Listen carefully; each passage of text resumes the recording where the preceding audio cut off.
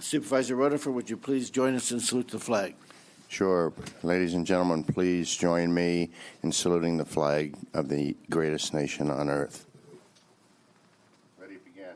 I pledge allegiance to the flag of the United States of America and to the republic for which it stands, one nation, under God, indivisible, with liberty and justice for all.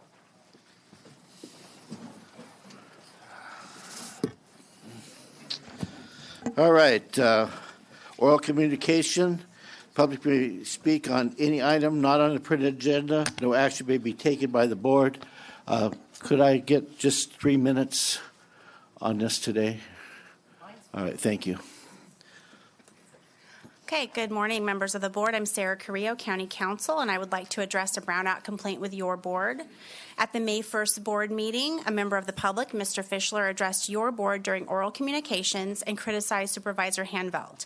Later, he filed a brownout complaint pursuant to Government Code Section 54960.1, alleging the act was violated as he was censored and not able to speak freely during public comment. Your board has 30 days to respond. During closed session last week, I received direction to respond to Mr. Fischler in writing and address this matter today.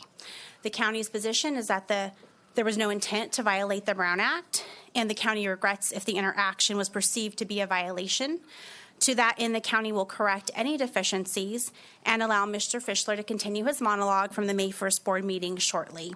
However, in order to educate the public, I have a few points I would like to make about speech at board meetings. The Brown Act and the First Amendment both apply to speech and limitations placed upon speech during board meetings. The Brown Act allows the public to speak during oral communications on any topic that is within the subject matter jurisdiction of your board. It does not afford the board the same freedom it provides to members of the public.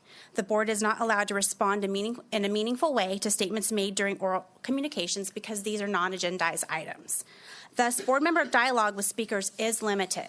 And this is the board is only authorized to respond briefly to statements, maybe ask a question for clarification, provide a reference to staff for other resources, ask that a matter be placed on a future agenda, or make a brief announcement on reports. This is the reason that the board and staff generally do not respond during oral communications, so as not to create an inadvertent Brown Act violation. The board rules of procedure demand the board act respectfully, professionally, and with civility towards one another and the public. But in stark contrast, the public can address the board without having to abide by the same courtesies that govern actions of your board. Restrictions placed on speech by the public must be content neutral. Thus, the public can address matters of personal concern, any issues they wish to bring to the board's attention, or simply ask questions. The public can even present erroneous information. They can criticize staff or officials to their job performance, whether it's warranted or not. They are not bound by the same limits in decorum as our board members. But the public's rights are not unlimited. The board is allowed to place some restrictions on speech, including time limits or prohibiting speech that threatens harm, is too personal, or is unduly repetitious or irrelevant. So I hope this explanation clarifies matters, and I would ask that the board welcome Mr. Fischler to continue his May 1st speech. Thank you. Thank you.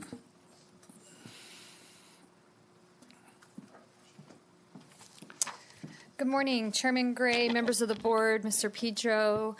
I am Laura Krieg, your district attorney, and I have really good news today. I wanted to highlight that the California District Attorneys Association works with all the district attorneys in the state who are members. We are a member here in Tuolumne County, and part of that membership is we have an environmental prosecutor based in Sacramento who will bring environmental prosecutions on behalf of Tuolumne County. I essentially deputize Mr. Nichols to represent Tuolumne County in environmental prosecutions, and just recently, out of San Joaquin County, there was a lawsuit filed against the 99-cent store for dumping hazardous wastes in our community. Our local 99-cent store was part of that investigation and part of that violation, and they worked with our Tuolumne County Environmental Health as well as our office in that prosecution. So the settlement was recently reached for $2.36 million.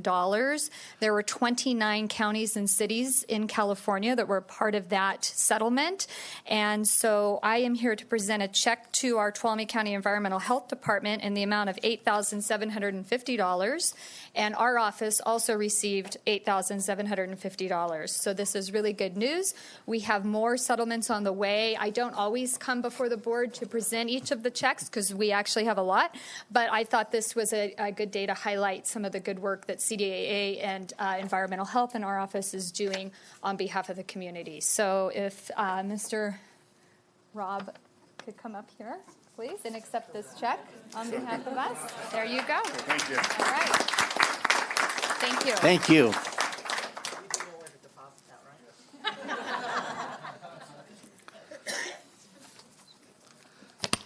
Hi, good morning. My name is Debbie Batista. I'm the county clerk, which makes me the register of voters, and we all know what's happening. It's election time. So I want to give you some updates. Next Monday, May 21st, is the very last day for someone to register to vote either at the Secretary of State's website, which is www.sos.ca.gov. They could come into our office. We have plenty of cards people can fill out. They can go to a lot of the county buildings. I know behavioral health, social services, the assessor's office all have registration cards. The post office has registration cards. The easiest way to register, though, is to go to the Secretary of State's office. Then we get that registration within 24 hours. So May 21st will be the last day to register to vote that way. I will be back on the 29th to explain another way that one can vote if they miss the 21st deadline, but please don't, so that you're on the roster and we know what's happening. The other thing is the ballots have been mailed. Most people have received your ballots. If you don't have your ballots by, say, next Monday, give our office a call. We have already received back in our office over 300 ballots that people have voted, and we have not picked up today's mail. So election season is getting hot and heavy, and thank you. Thank you.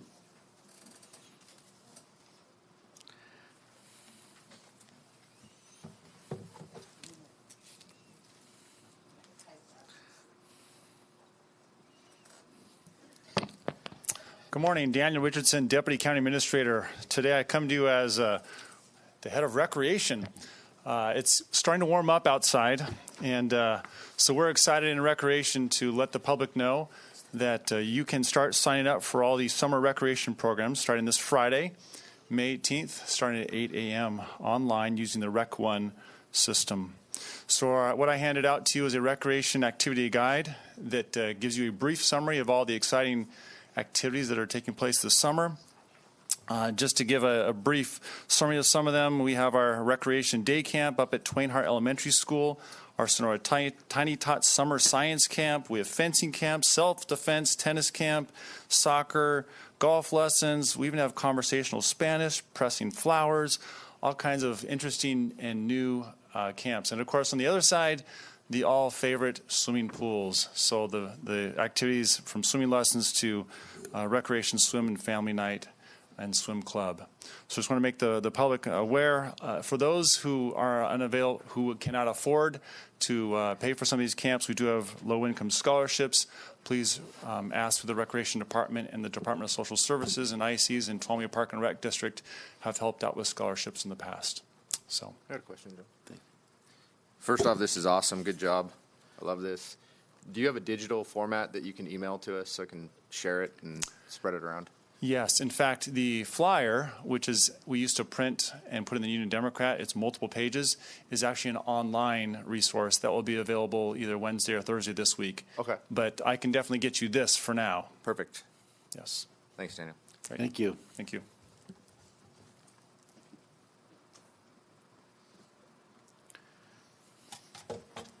Good morning. I'm Chris Day from Friends of the Tuolumne County Library. Excuse me. Next week, the Friends and the library staff will host our annual Volunteer Appreciation Luncheon, We expect 100 of our volunteers to attend. I would like to tell you about our volunteers and what they do. For the fiscal year to date, our volunteers have worked 7,711 hours, and there's still 2 months remaining. There are volunteers working in each branch of the library: Sonora, Maine, Groveland, Tuolumne City, Twain Harte, and the Bookmobile. Volunteers read to preschoolers during story time and read in the classroom for Read Across America Day. They tutor children in reading and mathematics, and they help adults to learn to read in the adult literacy program. Volunteers help register children for the summer reading program. They assist during the 6-week program, and they work with the library assistants to plan and deliver educational and fun summer activities. Volunteers repair books, shelve books, and assist the circulation desk. They work with local artists for the Art in the Library displays at Groveland and Sonora, Maine. And Friends volunteers raise money to support library programs and services. Our volunteers donate their time and talent to enrich programs and services the library can offer. Next week's luncheon will recognize the volunteers for their contributions. I hope you will be able to attend. Thank you. Thank you.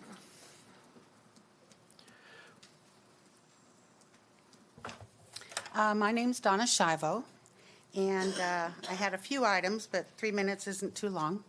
So my main item was something I just became aware of, was that our courthouse, our administration annex, Francisco building, and library have been put up for collateral for a revenue bond. And I know very little about it other than no public input was necessary for the board to vote for the revenue bond. Don't know how much, was it $10-15 million, but I know we're going to have to pay $1.3 million at least a year in repayment. Is that included in our debt we're already in? How much did we receive in that revenue bond, and what was it for? So just wondering if anything could be addressed or any answers could be forthcoming. Short, Mr. Pedro. Just real brief. That item has been discussed multiple times in front of the board in great detail, but we would be glad to go through that in detail with you in my office. Mm-hmm. I can't do it right now, obviously, but Daniel Richardson, my deputy, could discuss that with you after class. After class. Yeah. Okay, thank you so much. Thank you. I'll leave the rest for another time. Thank you. Can you do it in 3 minutes or less, Mr.? Yes, sir. Mr. Chairman, members of the board, Mr. Pedro, Ms. Carrillo, in your inbox is a memo from me. It is titled "To the Board of Supervisors" from James W. Mealy, Sheriff Coroner, date May 15th, 2018, subject last day. I'm announcing that June 30th, 2018 will be my last day as the Sheriff of Tuolumne County. With uncertainty of the 2018-2019 budget, I feel that my last act as sheriff should be with certainty. As you are aware, this budget cycle is a very tight budget. This will allow a savings for a whole year versus only a half a year because of my higher salary. The difference comes in longevity. With my 30 years with this organization, where Under Sheriff Pooley has 6 years of longevity with us. This will allow the movement of the new undersheriff position to be filled. However, I will be recommending to not fill the vacant lieutenant position until mid-year at the earliest. These savings will assure that the sheriff's office will not have to see any type of layoffs or demotions, hopefully, which have been discussed. In 2010, I was unable to stop the handing out of pink slips to several of my employees. This was an action that still haunts me to this day. Today, I'm in a position to make sure that this does not happen again. June 5th, 2018 will be Election Day. At the conclusion of that day, Under Sheriff Pooley will be Sheriff-elect Pooley. This is a great honor and blessing for this organization. He will be a fantastic sheriff. In order to succeed, an organization needs true leadership and guidance from only one individual. There are many changes and decisions that will be made in the upcoming weeks and months. It would not be fair to Sheriff Pooley or this organization, which I love and have served for 30 years, to not have the clarity it needs.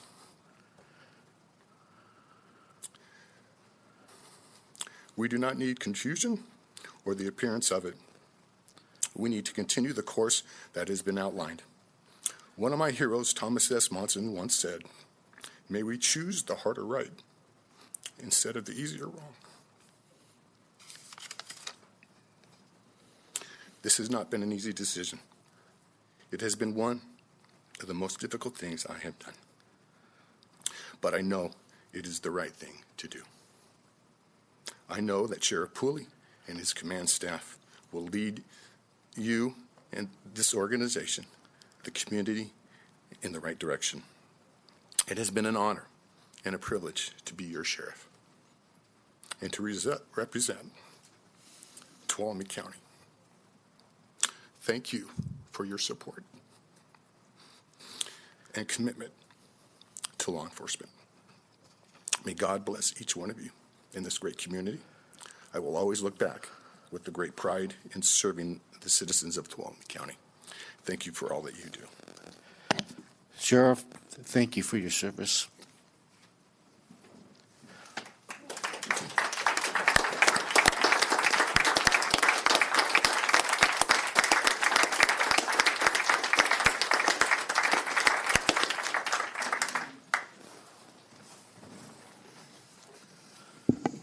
Okay, anyone else wish to speak?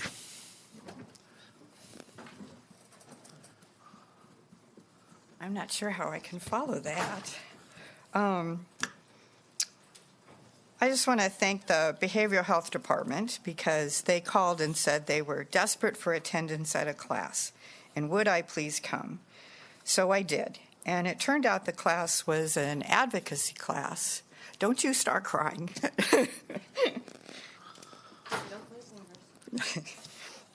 An advocacy class on how to stand up and advocate for you as a group. And one of the things they talked about was how to come before a legislative body, specifically the Board of Supervisors, and behave and make your point. And I thought that was really interesting, and I was really sorry that the class wasn't more well publicized because we have people in our community who could use that class. And they were very good about how to make your points and how to summarize and speak simple and to the point. And I just thought it was a really excellent class, and I'm sorry that more people weren't there. And they brought someone up from San Diego to teach the class. So I thought that was very worthwhile. And, you know, I'm a big Brown Act advocate, and I think everyone has the right to speak, but you don't have the right to come and be rude and disrespectful and uncivil. So we should all keep that in mind. Thank you. Thank you. Anyone else? Good morning. In following up what Carol just said, I want to thank County Council. I want to thank you, Sarah and Carolyn, for the letter and for the presentation you made this morning. And in the interest of that, I will withhold any further comment on completion of the May 1st statement. Thank you very much. Thank you. Anyone else? Okay. Probably. First, I want to make an announcement that our 10:30 item has been, 10 o'clock item has been pulled. So if you're here for that budget item, we're going to do it at a later date. Will the clerk please read the consent calendar? Minutes of the meeting held May 1st and May 10th, 2018, finding that a summary of ordinance number 3330 and 3331 were published. Adopting a resolution continuing the local state of emergency due to pervasive tree mortality as required by California Emergency Services Act, Article 14, Section 8630C.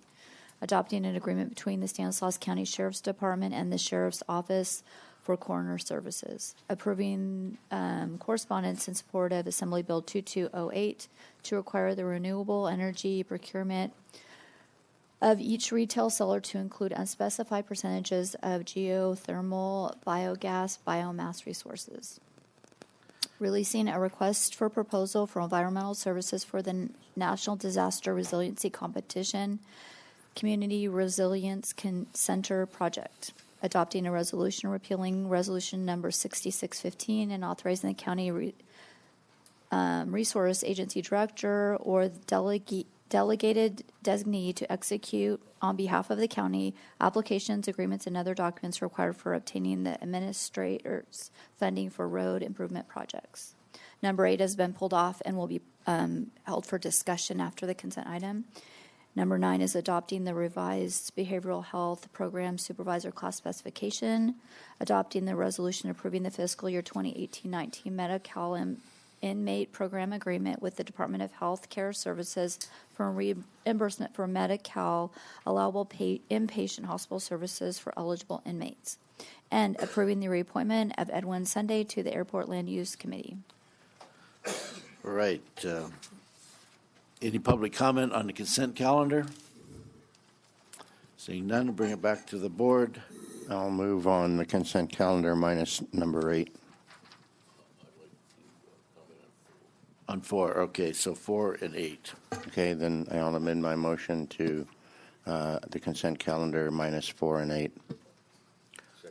Okay, we have a motion by Supervisor Roedifer, second by Supervisor Hanvelt. All those in favor? Aye. Aye. Passes unanimously. All right, item 4.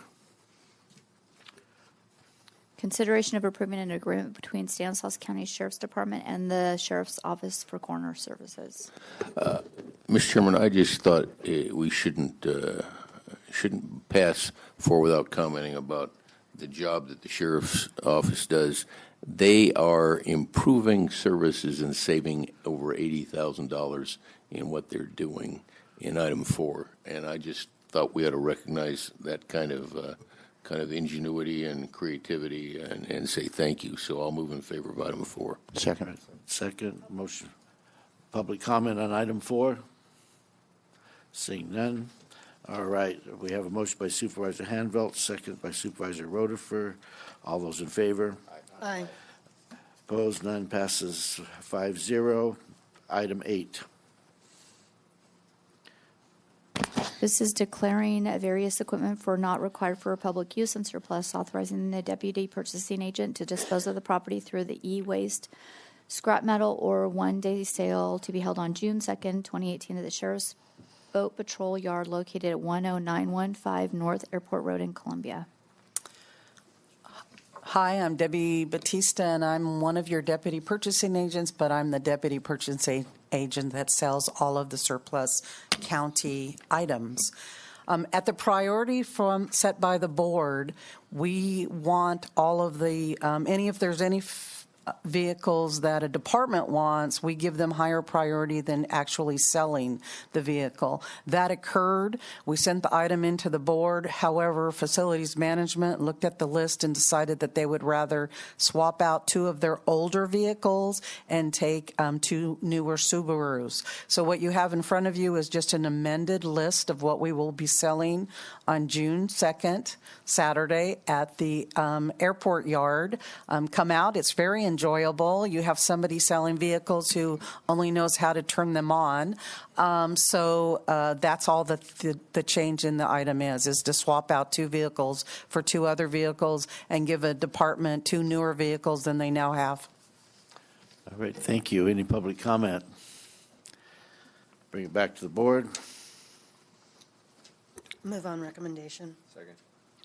Motion by Supervisor Brennan, second by Supervisor Royce. All those in favor? Aye. Opposed? None. Passes 5-0.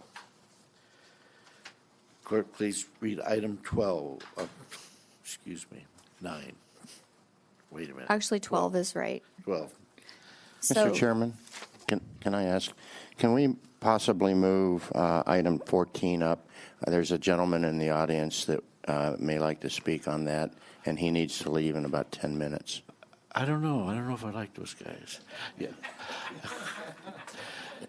Yes, certainly. Let's do item 14 first. This is consideration of approving correspondence to the Bureau of Land Management requesting a shooting closure on their property off French Flat Road. Good morning, Chair, Members of the board, Liz Peterson, County Administrator's Office. I am here today, as the clerk read, to request your board send correspondence to the Motherlode Field Office Manager, William Hague, requesting a closure of live fire shooting on a couple properties. You can see in the draft letter there the APNs listed and also in the map. It's properties that kind of jet out in the little finger there into Maloney's, or not into, but adjacent to. Okay, so at the February 20th meeting, there were a couple members of the public who are here today who distributed a packet of information to your board with some pictures and a petition of almost 100 area residents and some other documents that described the safety risk and public disturbance that takes place due to target shooting on Bureau of Land Management property off of French Flat Road in the Jamestown, Tuttletown area. Target shooting and hunting guidelines that are put out by BLM's Motherlode Field Office state that target shooting is allowable as long as debris is removed, trees are not destroyed or defaced, and all targets, gun shells, and clay pigeons are removed. Also, there must be an effective backstop that does not produce ricochets with an unobstructed view so that no one can wander into the line of fire without being seen, and no nearby buildings, especially occupied private residences. Each one of these guidelines is being violated on these particular parcels. Furthermore, the Code of Federal Regulations states that no person shall cause a public disturbance or create risk to other persons on public land. And if you may permit me, I just want to read a couple things from this draft letter that's here for your consideration. There are multiple homes and neighborhoods closely surrounding this property, as well as many people who do still attempt to use the area for fishing, hiking, and water access.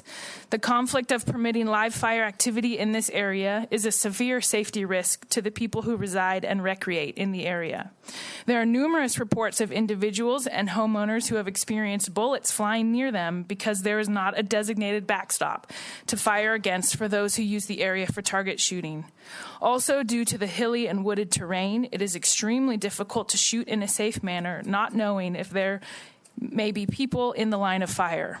Furthermore, the casings from the bullets produce ricochets off the rocky terrain into the surrounding brush that becomes extremely thick and dry during the summer and fall seasons. This is a fire risk. Beyond the safety concerns of allowing target shooting in this area, the activity is also a public disturbance. The live fire results in almost constant noise to surrounding homeowners, damage to trees from bullets, a major litter and debris problem, including beer cans and bullet casings, and vandalism to property, even livestock that have been killed that were grazing near the area. So I just wanted to draw some of those details to your board's attention in the letter.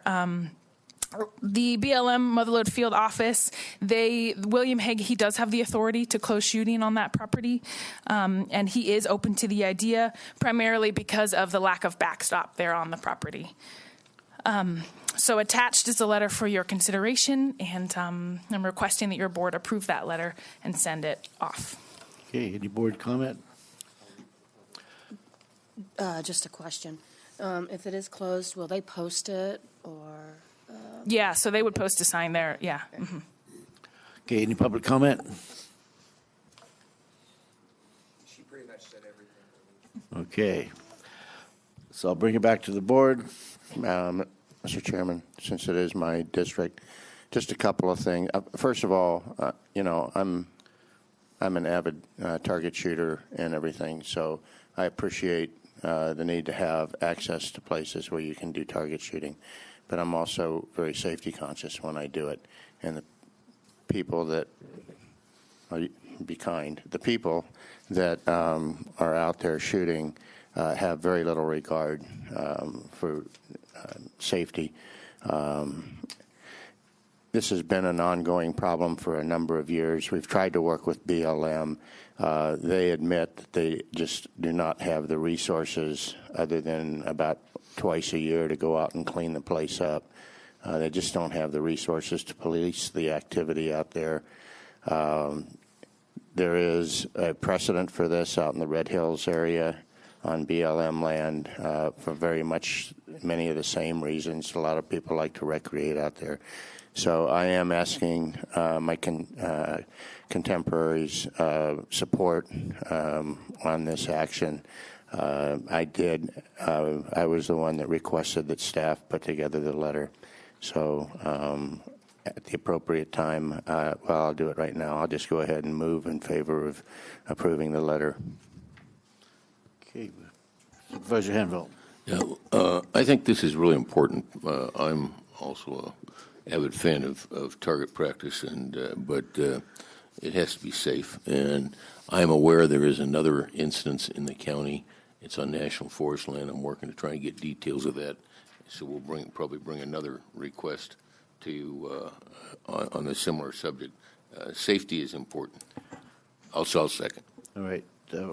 For motion by Supervisor Rhoda, for a second by Supervisor Hanville. All those in favor? Aye. Opposed? None. Passes 5-0. Thank you.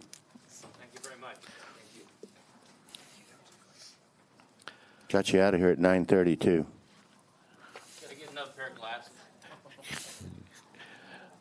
Let's go back to 12. This is consideration of adopting a resolution proclaiming May 20th through 26th, 2018 as Emergency Medical Services Week in Tuolumne County. Mr. Team. Members of the board, Mr. Pedro, Ms. Carrillo, Ms. Clarence Team, EMS Coordinator for Tuolumne County. It's once again my pleasure to come before the board to ask you to proclaim May 20th through 26th EMS Week for Tuolumne County. This year's EMS Week theme is Stronger Together. Stronger Together perfectly describes how a great EMS system is made. No one member makes a system great. It is a combination of dispatchers, first responders, EMTs, paramedics, flight nurses, emergency department nurses, and doctors that make a system great, providing the best care possible for the patient. Last year, these providers, bless you, these providers responded to nearly 8,000 calls in Tuolumne County. These calls vary from minor illnesses and injuries to major trauma and cardiac arrests. I'm very proud to say that Tuolumne County has a 32% return of spontaneous circulation, meaning we get pulses back on cardiac arrest patients. When you compare that nationwide is 17%. This is due in part to the addition of Lucas chest compression devices, fire department's use of automatic external defibrillators, and a group of highly trained EMS personnel taking care of these patients. These successes are only possible when all of the providers, dispatchers, first responders, EMTs, paramedic, flight nurses, ED nurses, and doctor work together to make EMS stronger together.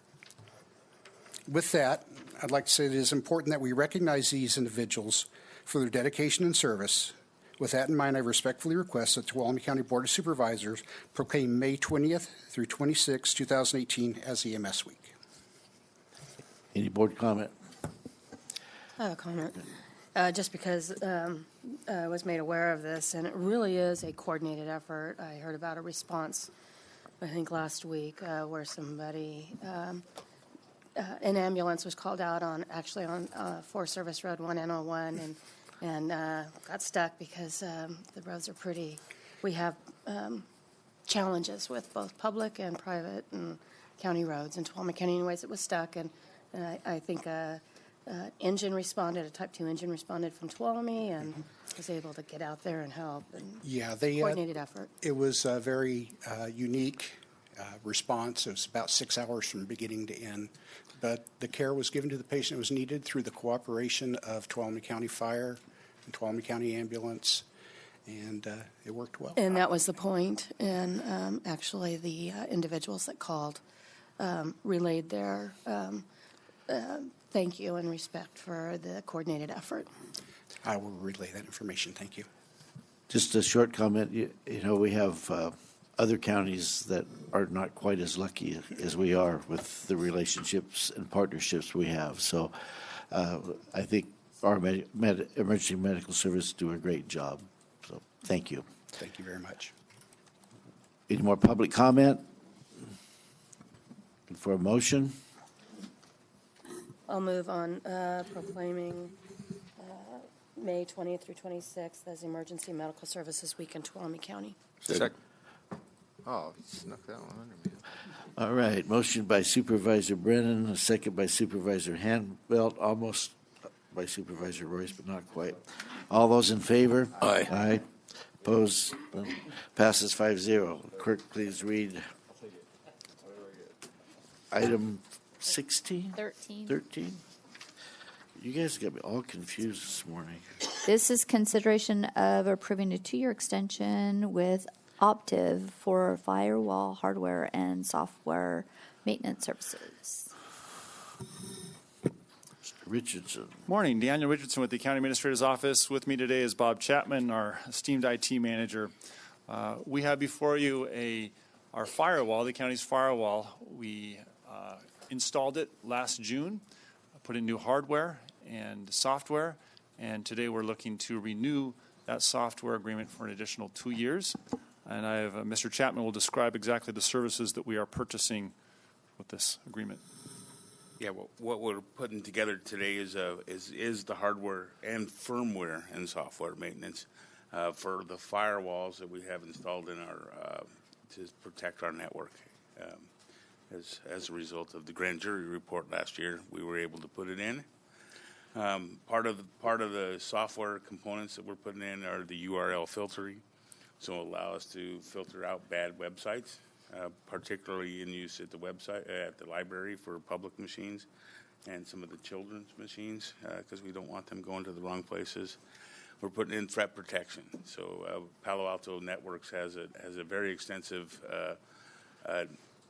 team of security experts that profile different kinds of threats and attacks, that we are able to utilize that subscription by installing this software, and then wildfire protection and prevention that allows us to keep out all the bad activities that are happening out there on the website and protect our users here in the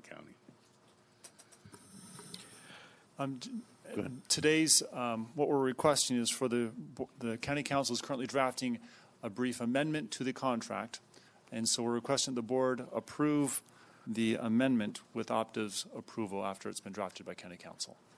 Okay, any questions from the board? Just a comment. Just once. Always nice to save $100,000. Good job. Since I don't have the agreement, my question is, what kind of guarantee or warranty or backup? What happens if they fail? Yeah, you actually have an existing agreement that was approved last June. I know, but I don't remember what that says. What happens if they don't? Obviously, we can go back on them. They carry insurance, according to risk manager, and we can. This is a difficult world in which we live, as you're aware, with cyber attacks, and that's why we hired and purchased, tier 1 quality products, and that risk is there. So if we have an attack and there's a problem, they'll pay for it? Is that what you're saying? Or they will help us recover it, or what? They will help us recover. Recover? It's really put in for prevention, Mm-hmm. and we have our team watching all the time too. So it's a combination effort, but yeah, it's one of the top line products that are out there. We feel pretty well protected. I know there's a lot of junk that computers end up having on them that just slow them down, but the thing that's really a concern for me is ransomware. I had the unpleasant experience several years ago of having my network locked up and being threatened with ransom. It basically encrypts the entire network to where you can't access anything, and they demand that you pay them in, it was Bitcoin at the time, is where I first learned about it, which I'm happy now. But have you had any experience with that? That's really, I heard about Stanislaus County having something affect them, ransomware that really kind of. Well, ransomware is out there. They're very creative. They find ways to get around the preventions that we have in place. Yeah. But really, part of the product is detection. Yeah. And then our team works at removing any kind of. And you have backups in case you need to go back. We have backups. You keep multiple, different backups. Yes. Okay. I know one of the other challenges I had was several of my recent backups were also infected. They had a delay on the initiation of the infection. So delays were messed up as well. So That's why it's very important to do the detection and have that Yes. prevention in place that can recognize it right away. yes. Okay, thank you. Any other board comment? Any public comment? Bring it back to the board for a motion. Move on staff recommendation. Second. Motion by Supervisor Rutherford, second by Supervisor Royce. All those in favor? Aye. Passes 5-0. Thank you. Clerk, please read the next item.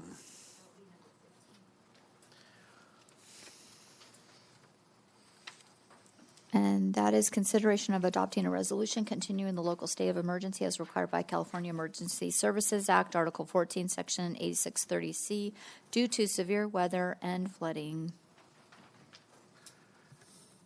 Ms. Riggs. Good morning, Tracy Riggs, County Administrator's Office and Office of Emergency Services. The item before you today is once again to consider renewing the proclamation of a local state of emergency due to severe flooding that took place on March 22nd. The reason we keep bringing this to you is that we still have not received any type of funding or obligation for funding. While the governor did proclaim a state of emergency on April 19th, he did also, within that proclamation, direct the Caltrans to apply for FHWA, and that's funding through the Federal Highways Association. And then he did approve local government assistance. However, because they're still trying to determine if the state can qualify for a federal proclamation, the application that we turned in last month is still on suspense. It's just being held until they decide how they're going to proceed through this. So the point of that being, we don't have any way to make any types of repairs. No funding has been approved, and we are still working through the process. As you know, those who have worked with me, I am calling and asking almost every single day. Dana Ellis continues to come up to our county. She's our Cal OES representative. She sits at our desk here. She does a great job for us, but unfortunately it's not her decision. It's the governor's decision, and his staff are still trying to gather enough expenses to meet the threshold for a federal proclamation. Should that happen, as I mentioned during the last board meeting, the difference between a federal proclamation and not for us is about $1.2 million, meaning if we don't get the federal proclamation, the approximate share of cost is $1.6 million for our estimated damages. And if we do get a federal proclamation, it would be about $400,000 for our share of costs. So it's definitely in the community and all of our best interest to see that federal proclamation come through. I continue to work with our local jurisdictions, so Groveland Community Services District, Hetch Hetchy, and any of the others that sustain damages so that we can get them the most current information. And it sounds like there are 3 out of the 6 counties who proclaim that they're looking at. So what I'm asking is that you would consider renewing this proclamation. We will continue to bring you updates, but at this point, I don't have anything new from the governor's office regarding funding. Okay, any questions from the board? Any public comment? I'll bring it back. Move on staff recommendation. Second. Motion by Supervisor Royce, second by Supervisor Hanvelt. All those in favor? Aye. Aye. Just bring home some money. We'll work on it. Clerk, please read the next item. Number 16 is consideration of adopting a resolution delegating authority pursuant to Public Contract Code Section 22039 to the Community Resources Agency Director to adopt plans, specifications, and work detail for the Ferretti Road and Marsh's Flat emergency road projects. All right. All right. Tracy Riggs, County Administrator's Office and Office of Emergency Services. The memo before you was written by many different staff, but the 3 on there are myself, Carlin Drivdahl with County Council, and David Gonzalez, our CRA Director. As your board and our community is aware, over the last 2 calendar years, we have had 3 major storms that we sustained a little over $15 million in damages to our roads and infrastructure. For the first 2 storms in 2017, we did receive a state and federal proclamation, and staff have been working to secure obligated funding. Of the 19 projects, we have 17 now that are obligated. The most recent was Marsh's Flat, and we've talked about that. It took about 14 months for that to clear environmental and to get the obligated funding. The next one that we just had in March is one we just discussed. There has been no obligated funding. the governor's office is working to secure that. So hopefully we'll have something pretty soon. But the purpose of this memo and what we are trying to accomplish is, because it took so long to get the obligated funding for Marsh's Flat, and we know we have the work for the March storm on Ferretti Road, we have felt that the board has been very clear in that your two priorities have been Ferretti Road and Marsh's Flat. And so this memo, the purpose of this is for us to try and do anything that we possibly can do to speed up the process where we can.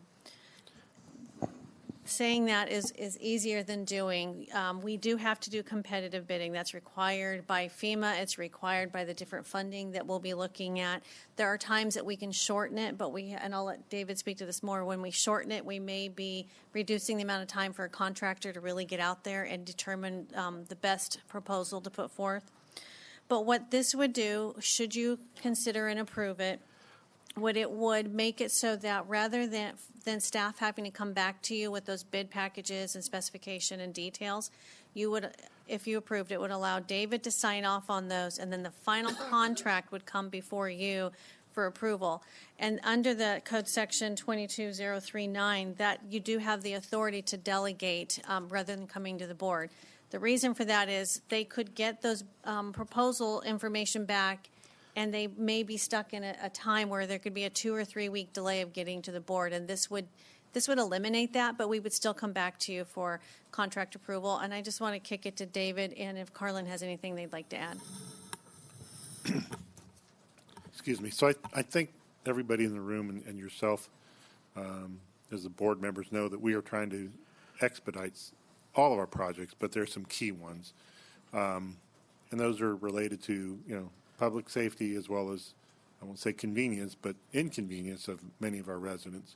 If you recall, what we did on Q and Mill is we accelerated the schedule and tried to work through getting that project done in the middle of winter.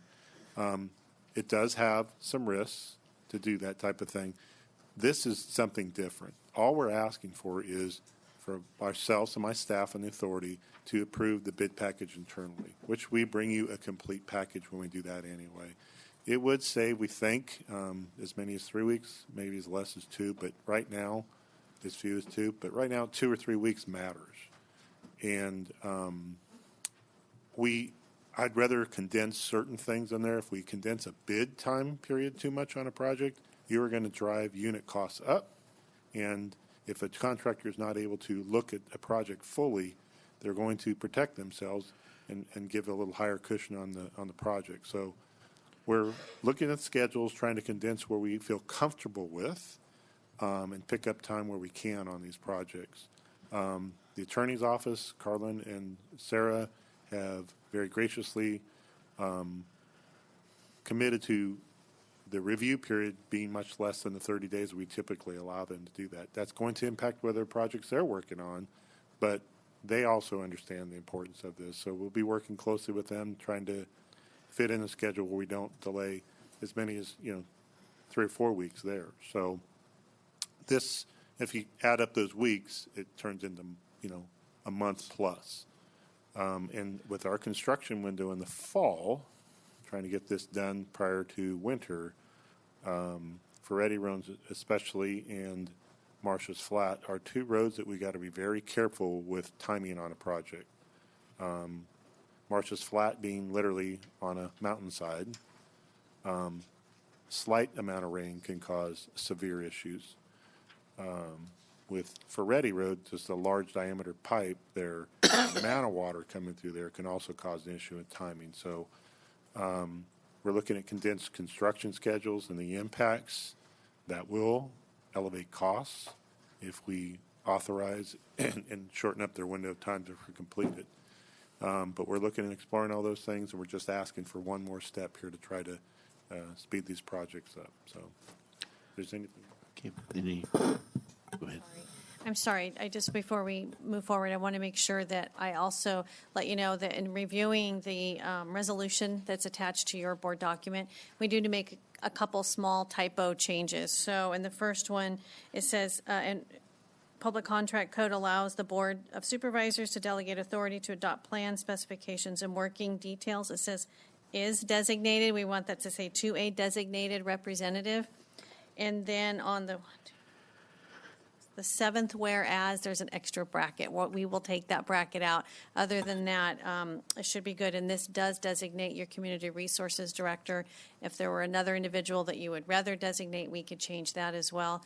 And then one thing we didn't update you on is yesterday, Craig and I and David and Kim and Sarah and Tanya sat in on a phone call with Caltrans because what we wanted to do was find out the status of the application or disaster assessment form that has been submitted to Caltrans that would then eventually go to FHWA. They did confirm that has been sent to headquarters. I have not heard back from the individual. He said he would get back to me. I'll check in when I get to my office, and I'll send you guys an update of whether or not that has been submitted to FHWA. Once that has been submitted, he's saying give them about a week to 10 days, and they should have some type of answer. And once we get that, again, we'll keep your board apprised of the situation and where we're at with that. But we are still waiting then for that. That, thankfully, was able to move forward for Ferretti Road because it's FHWA, where all the other projects are on hold because we're waiting for the governor's office to determine the best course of action. All right. Any questions from the board? Yeah. Well, first of all, I'm disappointed that Marsh's Flat is so far out, and we got a letter of obligation on that. But are we at risk then on Ferretti Road if we do anything, from what you just said? Okay, so I'll touch upon Marsh's Flat. And so I think for a matter of clarification, staff is not proceeding until we get an obligation letter on design. So I think there's some confusion about when we're actually starting work and when we're not. So until we get an obligation authorizing reimbursement to us, we are not designing or expending county funds. So with the fact that a project is so far out, we've been waiting, Supervisor Hanbelt, until we got approval back. We're saying we're going to be reimbursed. We are working specifically on Marsh's Flat with the geotech. We've asked them to hire a specific consultant when we did the geotech or the geology, the surface, the materials, what's there on the basis for us to build upon, to do some research to give us some preliminary information. I won't call it design, but we did hire a specific firm that was our engineering staff, who's outstanding, was very bright in who they chose to do that, and gave us back some information about possible design on how to do that. That will possibly speed things up.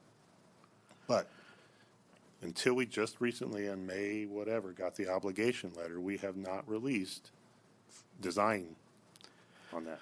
So the timelines you're looking at we are very cautious about when we proceed. If you want to change that, you have that choice, but you need to understand the impacts of that. The risk, as you said, I'll go back to Ferretti, is if the state denies or the project being storm damage, then you put at risk the contracts in my binder, the authorization to move forward on design. It's about $85,000 right now. It could be less because they only can do up to 30% right now until they actually approve or obligate money. But just for simple simplicity, could be up to $85,000 risk. If I authorize that to move forward, that is ultimately a risk. So how much time would that save us? A minimum of a couple weeks, could be 30 days. We just don't know when they're going to actually say, yes, it's obligated and it's approved, and they've accepted that as storm damage under the damage assessment. Okay, so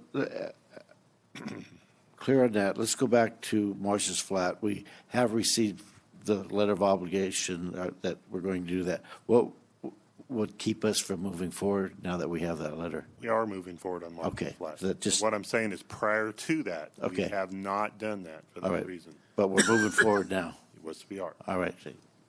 Mr. Pico? Oh, sorry. Just got to finish there. Look, there's no question in my mind both have got to be done. My concern about Marsh's Flat is that I asked, after seeing some of the pictures and talking to some of the residents out there, in terms of access in and out, it's not good. And I asked our fire unit chief, can we even get a Type 3 through there? And there's some question whether we can get a Type 3 engine in there. I'm a little worried about, that's high fire risk area. I'm a little worried about letting those people hang out and what we can do there. Is there, and maybe ask you to work with the unit chief and see if there's any temporary things that can be done so that at least we get fire support out there. So you don't have to answer that. Okay. Mr. Pedro. Just back on Ferretti Road, based on our conversation with the state representatives yesterday, they're not FHWA. We're confident that project will be found eligible. We could be wrong, but don't think so. So, as David said, I think we're pretty safe to go up to that 30% design, which is the threshold that we can go up to prior to obligation and still get reimbursed. So, after this presentation, the intention is to sign the task order and at least get that work rolling up to that point. Okay, Sherry. Yeah, I want to put an exclamation point on what Randy said, because for a number of us that have been associated with that area, there is a fire history down there that we're really aware of, and in that whole Moccasin Point area. And so I would really appreciate at least there being some communication on a contingency plan with CAL FIRE, on what a response would be, because we just can't leave those residents hanging out there.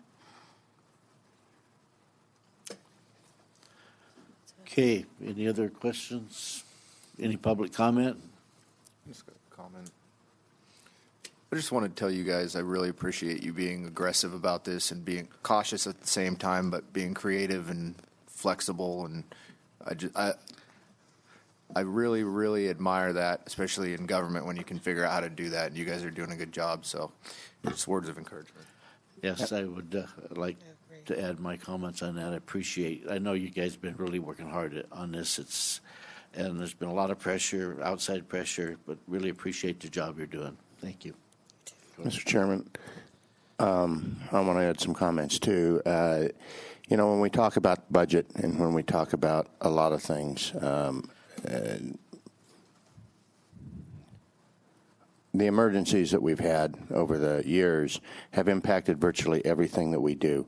Our staff has been strained. I will say right up to the breaking point to continue to do the normal day-to-day services that we have to do, and at the same time deal with all of these emergencies. And this is just an example of the stuff that they have to do on top of, what they thought they were being hired for when they came on board. So it's really been a tough 6 years since the rim fire, and on the staff, and and it's impacted. It has impacted our budgets, and it has impacted virtually everything that we do. And I want to thank not just the two of you, but everybody on the staff, because everybody's been impacted, and I think it's very important that the public knows that. Okay, thank you. Raise your hand, Bill. Yeah, Mr. Chairman, I don't necessarily like the answers. I mean, I'd really like to have this stuff done because I think we're putting people at risk, but we don't have a lot of choice. Sometimes the answer isn't what we want it to be, but it's the best we can do. So with that, I'll move in favor of the staff recommendation. Second. We have a motion by Supervisor Hanville, second by Supervisor Rotifer. All those in favor? Aye. Passes 5-0. Thanks again. Clerk, please read item 17. Consideration of adopting a resolution appointing Mark Gee as an extra help retire annuitant. Mr. Chairman, members of the board, Steve Boyack from the Human Services Agency. Under current pension reform laws, if a retiree is hired before 180 days since their retirement date, the Board of Supervisors must provide CalPERS with a certified resolution to do so. Mark G., Behavioral Health Program Supervisor, retired on April 30, 2018. Mr. G. held this position for 8 years and filled a critical role in supervising the Planned Services Unit in Behavioral Health, whereby adult and children clinical treatment and medication support services are performed. Mr. G is well versed in program operations and supervision requirements of the Plan Services Unit. He will be utilized to assist in training his successor, provide ongoing program support activities, and supervision for clinical interns. Under CalPERS, under CalPERS rules, he cannot work more than 960 hours in a fiscal year or be paid more than the maximum salary base for the position, collect unemployment between his retirement and this appointment, and cannot receive any special incentives or benefits to the work. Mr. G has met or will meet these requirements. Mr. G has further agreed to the stipulations and conditions of relief employment as outlined in the contract attached to your staff report. There is no impact to the county's general fund associated with this action. The relief position will be fully funded by state and federal dollars held within the behavioral health budget. It is respectfully recommended that your board approve the resolution appointing Mark G. as an extra help retired annuitant to perform duties as a behavioral health program supervisor for the County of Tuolumne pursuant to Government Code Section 21224, effective today, May 15, 2018. Right. Any questions from the board? Any public comment? Bring it back. Move on staff recommendation. Second. A motion by Supervisor Brennan, second by Supervisor Rutherford. All those in favor? Aye. Passes 5-0. Thank you. Thank you. Do you want to announce number 10?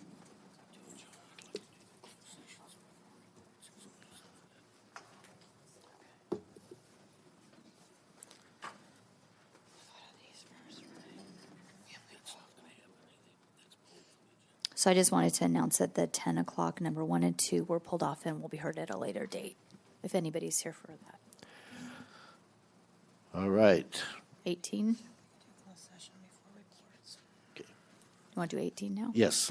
Okay, so consideration of adopting the resolution appointing Daniel Hambrick as an extra help retire annuitant to perform the duties as a solid waste specialist for the County of Tuolumne. Good morning. Good morning. Kim McFarland, Assistant CRA Director, Public Works. Our solid waste specialist, Dan Hambrick, retired just recently. And unfortunately, he takes 9 years of specialized experience and training with him. We are in the process of hiring a solid waste technician who will assume some of his duties, but we have no one on staff that can train this new hire like Dan can. So we are recommending the adoption of a resolution appointing Dan Hambrick as extra help retired annuitant to perform the duties of a solid waste specialist for the County of Tuolumne under Government Code 21224, effective today. Okay. Any questions from the board? Any public comment?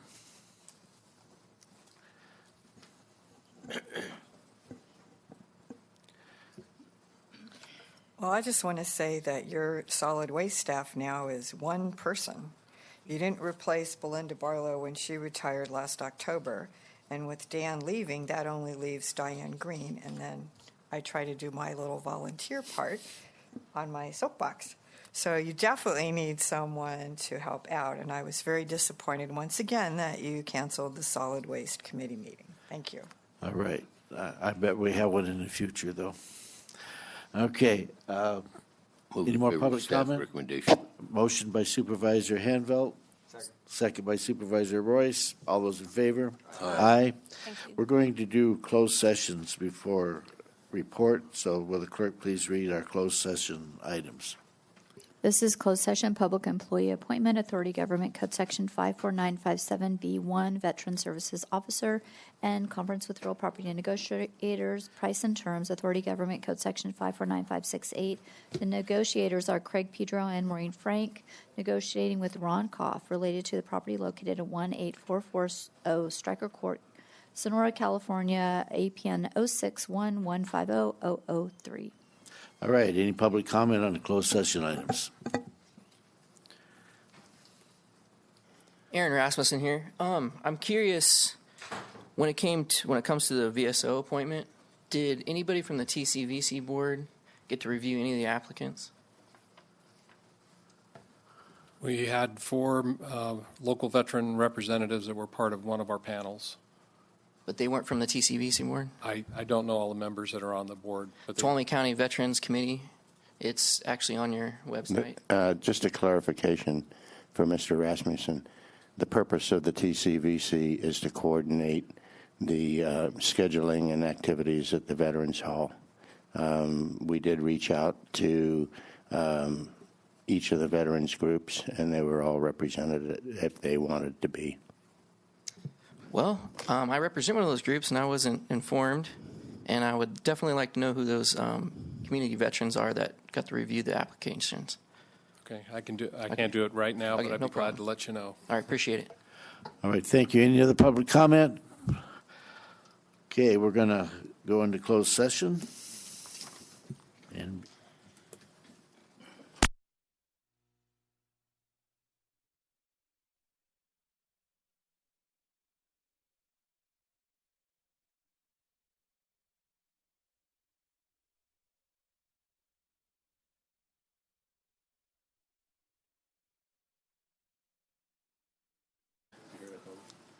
we have returned from closed session, and we have nothing to report. Will the clerk please read our 11 o'clock appointment, or 11:30, excuse me. This is a presentation on the implementation of the Tuolumne County General Plan. All right, go ahead. Mr. Chairman, members of the board, my name is David Gonzalez. I'm your Community Resource Agency Director. Quincy Yaley, the Assistant Director, and myself will be providing you a short presentation as follow-up to our general plan outreach. As you're aware, we have one left to present to you in June. We will be having additional personal meetings with those folks out in the community that were previously involved in the creation of the general plan. We also plan to meet with the committee for the board to talk about the general plan and implementation and moving forward. I'm proud to have Quincy present the last portion of this on information to the public and yourself on how they can participate in this project and this process. So we are tentatively still on schedule. I look at Quincy because it is a pressure cooker. You guys know that. You know the schedule we're trying to keep, and right now we think we're going to stay on that schedule, barring some unforeseen circumstances. So the consultant's working hard on the EIR. We are working with county council to make sure that they review the project and the documents before anything goes out, and we hope to have something out sometime this summer early so you guys can see it and the public can have their chance to comment. So with that, I'm going to turn it over to Quincy, and we'll move forward, and we'll be happy to answer any questions as we move forward. All right. Good morning. Thank you all for having us here. Quincy Yaley, Assistant Director at the Community Resources Agency. The presentation we're going to be giving this morning is about the general plan implementation. So if you recall, we started this presentation series back several months ago, and the first thing we talked about was just General Plan 101. And if you recall, we made the analogy of a cake, that the bottom layer of the cake is the general plan, the top layer of the cake is the zoning code, and then all the frosting and the gooey goodness is the environmental review process that just smothers everything. After we talked about the general plan and the zoning code, we came back and made a brief presentation about community plans. I'm sure you remember we passed out cupcakes. There were some refreshments at that meeting, and we talked about how community plans are a part of the general plan and the general plan update process, but that they are really more targeted and specific to a unique geographic area that either has unique topographical characteristics or unique cultural characteristics. We have 5 of those here in Tuolumne County. So today we're here to talk about general plan implementation, and so this is when we get to eat the cake. The implementation of the general plan is really where the rubber meets the road. They're only effective if we can implement them. And I had a member of the public tell me this in a public meeting. She said, what good is a general plan if we don't implement it? And so that's a little bit what we're here to talk about today. It occurs through a number of mechanisms. The most common is your zoning ordinance, as well as your project consistency requirements when we are looking at a new project or an existing project and evaluating to get it against the general plan. So those are the two most common ways that local government enforces the general plan, through the zoning ordinance and through project review. There are other things that we have in Tuolumne County. They're just less common in terms of the visibility to you and the public. Those would be our subdivision ordinance, any specific plans we might have for a specific development project, and any development agreement that we might execute with an individual property owner or landowner. Who is in charge of implementing the general plan? You guys are. You are the cooks. You're the chefs. It is your job to make sure that the board and staff is implementing the general plan correctly. And so I could pass out hats to all of the constituents here in Tuolumne County because they all play a role in forming this general plan and making sure that it reflects their values and their missions and what they want to see. I don't remember posing for that picture. You don't? And so we could pass out chef hats to everyone in the county, but ultimately you are the executive chefs in making sure that all of those things I mentioned, project reviews, zoning ordinance, et cetera, are consistent with the general plan that we will be adopting at the end of the year. There's two types of ways we implement the general plan. One is through goals, policies, and implementation programs, really the text of the general plan document. The other way that we implement the general plan is through our land use maps, and I'll talk about those now. So, like I said, the first thing we want to do is we want to implement the text. And the text of the general plan includes goals, policies, and implementation programs. Those implementation programs are really important when we start to talk about making sure the general plan is effective. Goals and policies, they establish a framework for future decision making, and future actions by the county need to be consistent with those goals and policies. The implementation programs basically become a to-do list once we implement the general plan, as we look at those implementation programs and work with the board to prioritize, okay, what are we going to do first, second, and so on and so on.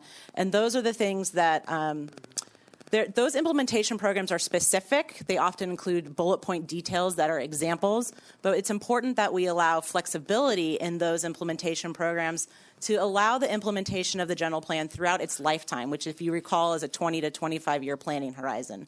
So the programs can't be too specific to lock in current day values and current day thinking.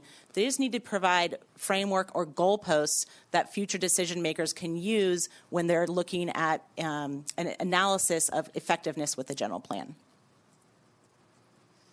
So the other thing we do is we implement the map. These are, every piece of property in the county gets a color. We talked a little bit about this in previous presentations. Those colors give general land use designations to a certain piece of property. Is it residential? Is it commercial? Or is it industrial? And so on. And so staff, when we get an application to do a development project, that's the first thing that we look at is, does what this person want to do match the color of this piece of property? And then that's the base layer of the cake. And then we also look at the zoning code. So implementing the map is really more on a project by project specific case. Future projects have to be consistent with a general plan. And so if we have a piece of property that's zoned for a rural residential 5-acre minimum land use designation, and someone wants to bring in a gas station, we can look at that and advise that applicant that, hey, the county, back when they adopted the general plan, today would be 1996, hopefully by the end of this year will be 2018, they indicated that that area should be for rural residential growth. And so a gas station isn't really consistent with what the county felt should be developed in that area. There are certain cases where, like we say here at the bottom element, that an amendment is required. There might be a certain project or certain site characteristics change that would warrant the support of a change in the color of a piece of property. And that does occur from time to time. As your board is aware, we are only allowed to make those changes in the general plan 4 times a year. So it's very different than making a change in the zoning code, which we can do as often as we need to. General plans, because they are looked upon as the constitution for the county, the state legislature has said you can only change those 4 times a year because it is such an important document. David had mentioned our project schedule. Right now, we're finishing up the general plan language and working concurrently on the environmental impact report. We've been making presentations to your board. We're hoping to release the general plan and the environmental impact report sometime in the summer of 2018. I'd say the latter part of the summer of 2018. And we'll have a final general plan and EIR, environmental impact report, out for final review in the fall of 2018 with a goal of adopting it by the end of the year. There's lots of new priorities that sometimes come up in CRA, fires that need to get put out, and so we do occasionally get distracted, but really David has been locking me in my office to make sure that we keep this project on track. I'm happy to take any questions you have and just remind you and the public that on June 3rd at 11:30 in this boardroom, we'll have our last and final presentation regarding the public review process.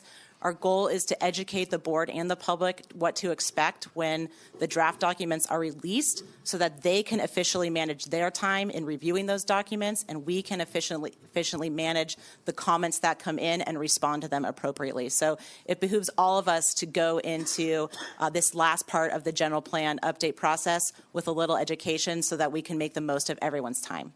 And I'm happy to answer any questions. June 5th. Thank you, Craig. It's June 5th. Okay. Use first. Supervisor Rodover? Yeah. David, when you lock her in her office, do you occasionally throw some food and water in there? Water. Water, okay. She brings her own food. A little bread, Fine. a little bread and water. What can you go through, like the public outreach that you've got planned, just for the public's information? Sure. I'm going to cover just briefly what we have done and what we continue to do. And then I want to address something specifically that's come up as part of that outreach, actually. So Quincy and I, when we first started this project, we promised, thank you, sir, to the public, to yourselves and everybody, that we would do our best to reach out to not only just you as a board or the community type meeting, but to individuals and to individual groups so they could network and also reach out to those folks. So we have met with all the agencies that we possibly could, and we'll be going out again and reaching those same groups for a second time here very soon. So we've met with TUD, we've met with the Board of Realtors, the Chambers, we've talked with the tribe, many of the communities that we met with.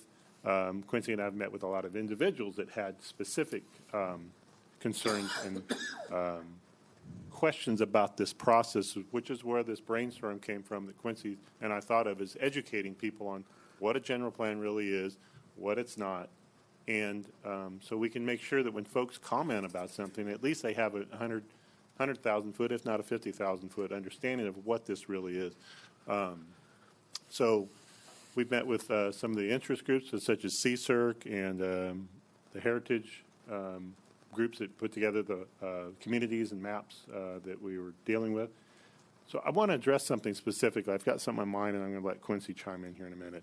So the general plan, well, if you would go back to the map, the colors, as Quincy so eloquently put it, she put her kid in a room with a bunch of crayons and put out a map, and they color some uses on a plan.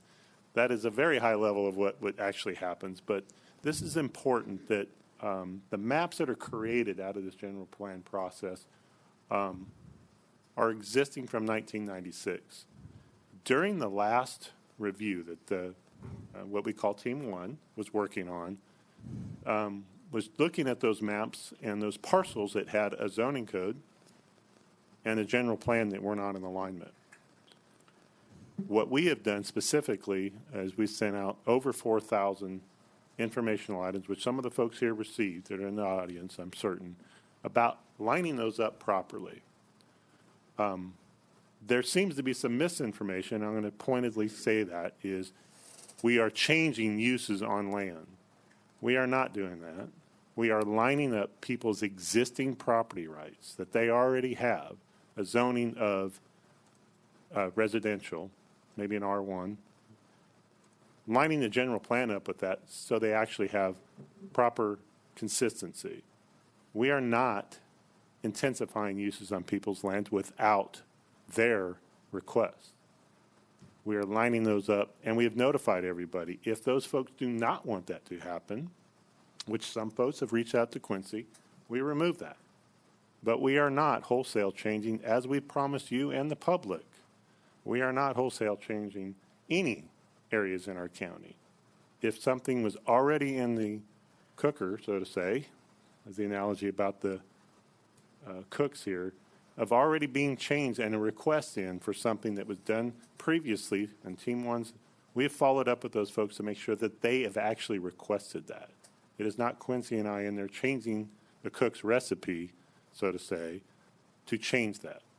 So I want to make certain when folks come up to comment that they understand completely what our task is and what we've been tasked to do, that we are not intensifying uses, and we will not do that unless it's requested. And right now, there are no more changes coming in. We have set the bar. That's it. And if folks do not want that to move forward, we will remove them from that list. So I wanted to say that. Now I'm going to let Quincy go back to the outreach question, unless you have something, sir. I just have a clarification on what you just said. Where, if people are interested, because we have a document that's out there, which is the one that went out for public comment, and we basically pulled back. Where, if there are members of the public that are interested in what the current ungarbled map looks like, where I obviously probably call Quincy, is that right? Yeah, so thanks. We have on the Community Resources Agency website, you can click to the Geographic Information Systems Division. And on that website, they have and continue to have a viewer of proposed general plan amendments. So it's a layer, it's a map-based layer where you can select it to see in your neighborhood or any neighborhood in the county if there's any properties proposed to be changed. And that information and those links were given out in the informational letters that we sent. We made sure we had that information ready before we sent those letters out. So folks who were proposed to be changed could go online and learn a little bit more about it. Also online, we have a lot of information about the general plan update, links to that 2015 draft document, links to the 1996 document, and a whole host of information so that folks can start to understand how you layer together the general plan and the zoning code. Most people call or email and they say, will this change what I can do on the property? And in 99% of the situations, no, nothing will change. Will it affect my property taxes? No, it won't affect my property taxes. Will I still be able to build a home? Yes, you'll still be able to build a home. All of that is based out of the zoning code, which we're not changing. So we're, like David said, we're really bringing that bottom layer of the cake into compliance with the top layer of the cake. Supervisor Hanville. I think they just answered my question, because one of the things that I have seen, and I think some of you have seen, is some misinformation and flyers out there about county walking all over people's property rights and doing things, and that's not true. And that's what I was going to ask you to comment on. I think you did that. I was very direct about that because I think you all know me. You've hired me for a reason in our community. I believe anybody that's spoken with you understands that property rights are very important to me personally, but also as a goal and a direction from this board. We do not tread on people's property rights. But what we do is try to help them make sure that their existing uses and their entitlements and their rights are lined up so they don't have to go through that process and pay for that themselves. So we are willing to go out and do more community meetings to try to get clarification. This is not an easy subject. I will grant some people are confused about that, and we always try to correct it. But before folks react and start putting information out there, they should check with the folks that are actually in charge of it. So, so we are not changing people's rights. We're not intensifying. We're not doing that. And I'm specifically talking about the folks that are here in the audience. I gave out my cards to them personally, and Quincy and I will be happy to meet with them. Anybody at our agency can talk with them, but I would encourage people that are trying to contact regarding this general plan. It's either Quincy or myself. And it's 533-5633 is our main line. And all of our information is on the website, our emails, and our cards are being handed out by the boxes. So Supervisor Brennan. Actually, I want to thank your team because I think you have been incredibly responsive. There is a certain level of misinformation out there, and I think it's very important for the public to also understand that this is the beginning of, there's going to be a review process. This is, like you said, if the draft goes out, hopefully in August, we're looking at several months that this will be going through a review process. So thank you for that outreach. There is some misinformation, and I really want to encourage people to check and get accurate information. And if they have questions, come and get those questions answered. Good job. Really like the picture. No, good job. I think that I don't know who looks the best in that hat. Carl. It's sort of a different version of the Conehead picture, you know. Yeah. I actually think we're getting a little competition going on between County Council's office and CRA in creativity and presentations here. I really liked Guardians of the Universe better. You like that one better, huh? Well, maybe they could use that next time. Good job. I think the public has the opportunity to give their input. I mean, we're asking and begging for that input. So hopefully that we'll get some. All right, public comment. Anybody in the public wish to comment?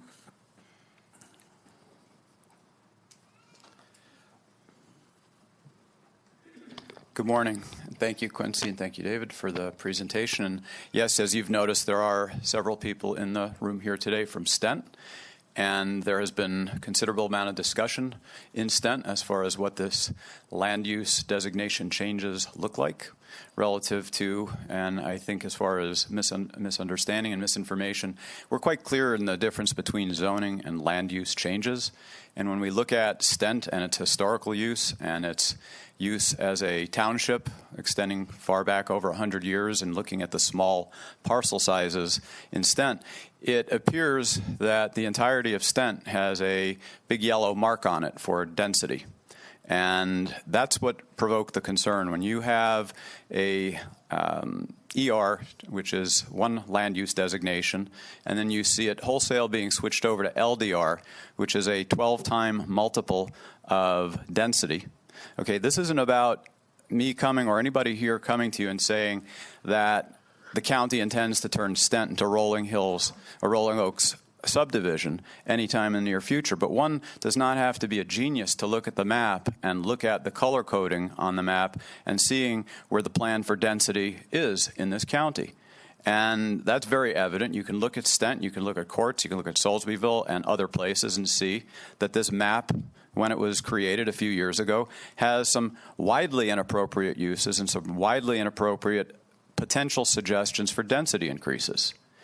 That's what's causing the concern, is not the functional aspects of the process, but the appearance of what the process is and the lack of voice that people have previously had in the process. So when you look at the map and you see the designations of LDR across all of Stent and all of Courts, one has to wonder what's on the county's mind, why that even exists, why that amount of density is being potentially proposed for areas that are outside of the quote-unquote urban core of Sonora and even Jamestown. These are rural areas and should be left rural. That's why the folks who are out here in the audience today, that's why they live in Stent. They don't want to see the density increase. They will speak for themselves if they choose to, but I've been told that, in so many words, me and what army, how many times am I going to come up here and speak alone without anybody coming and speaking behind me?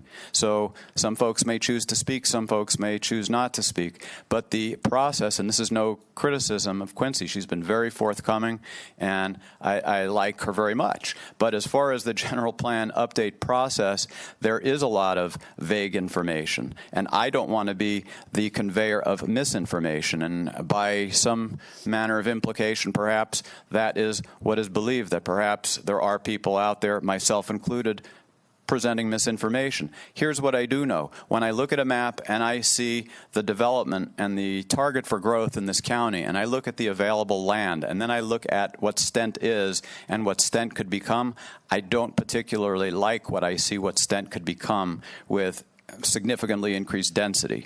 And here's the point to that. You got Jacksonville Road coming right into Stent. We already know about the traffic problems on Jacksonville Road, and I'm not going to prosecute that argument here today. It's ridiculous. And there's a gentleman who, had he not been ill 3 days out of surgery, you'd have been hearing from him this morning in the context of the general plan update regarding the traffic in Stent. Okay, this is about land use. This is about people's right to private enjoyment of their property. I've heard Evan speak quite a bit, and I support and I agree with him that land use and people's private property rights are very important to Evan, and I agree with him on that considerably. Okay? So I think it's the county's responsibility to make sure that everybody who's potentially impacted by this general plan update and some of these inappropriate, and I will say that it's opinion, but I see some very inappropriate color changes on that proposed map. Lime Kiln Road, you know, that's what I see over there. But I'm here to talk about Stent right now. And if anyone else here in the Stent community wishes to speak, this would be their opportunity to do that. I still don't understand what the difference between urban and urbanizing means. But I can tell you the only urban and urbanizing aspects of Stent is that which is external brought through at speeds exceeding the speed limit. You don't have urbanization within Stent. Thank you. Okay, so I think there was a question in there. So, well, you did ask a question. Would you answer the question? Well, I would gladly, and I'll thank Mr. Fischler for queuing this up for me. So this is the current general plan land use map for the area of Stent. Stent is the small lots, the historical town site that you can see there in the center. And those colors, it's a light tan color, which indicates an estate residential land use designation. This is typically given to properties that are 2 acres in size or larger. The zoning in that area of Stent, nearly all is R1, which is single family residential, or RE1, which is a 1 acre minimum parcel size. And so if you think of the layer of the cake, we have a general plan that says 2 acre parcels. We have a zoning that says small lots, and they don't match. And these parcels, unless they recombine and merge them together, will never be 2 acres in size. So from a planning perspective, it doesn't make any sense to have these in this geographic area be designated in the general plan as estate residential, because estate residential, like I said, is for parcels 2 acres in size or larger. These won't be 2 acres in size. So what the county is proposing is to change the Quartz Town site to yellow, which indicates low density residential, which is appropriate and consistent with the R1 or RE1 zoning district. No additional density is allowed because the county is not changing the zoning on the property. Land divisions could not occur in cases where the parcel sizes would not meet the minimum parcel size. Further, land divisions in the LDR district require public water and public sewer, which is not necessarily available in this area. So there's no change in the density that's being proposed to the community of Stent. All we're doing is bringing the general plan layer of the cake into consistency with the zoning code, which already allows for R1 or RE1 development. Quincy, when was the zoning go back one? When was that put into place? The colors on this map are from the current general plan land use map, which was adopted in 1996. And it doesn't change the use of the property. That's correct. Okay. All right, thank you.